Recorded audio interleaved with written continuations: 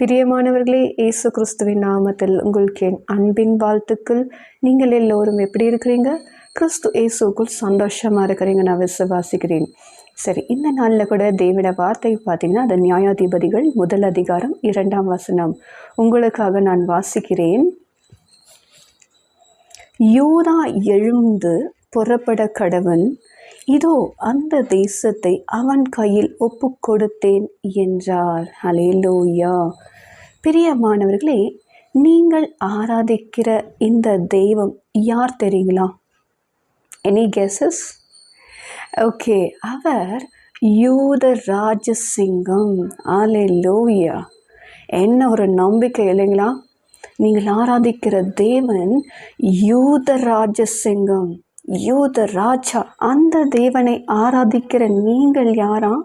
அந்த யூத கோத்திரர், யூத ராஜ சிங்கத்துடைய பிள்ளைகள்.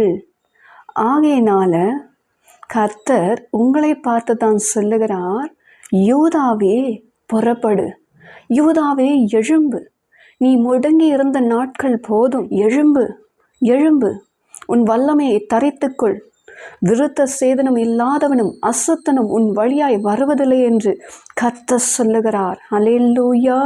பிரியமானவர்களே, இன்றைக்கு உங்களை முடக்கி இருக்கிற அந்த காரியம் எது? உங்களை எழும்ப விடாதபடிக்கு தடை செய்கிற காரியம் எது? வியாதியா, கண்ணீரா, போராட்டமா, கொடுமையா, அநீதியான காரியங்களா, நியாயக்கேடா? எது உங்களை முடக்கி கொண்டிருக்கிறது? எது உங்களை முன்னேறி செல்ல விடாதபடிக்கு தடை செய்கிறது?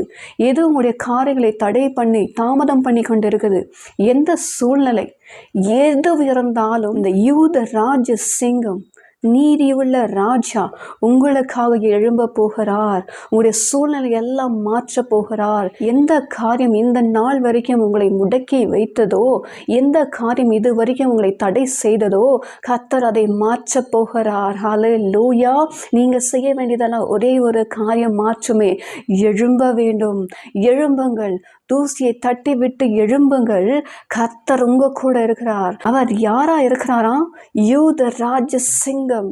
அவர் உங்க கூட இருக்கிறார். ஆகையினால ஒன்றுக்கும் பயப்படாதீங்க, ஒன்றுக்கும் கவலைப்படாதீங்க.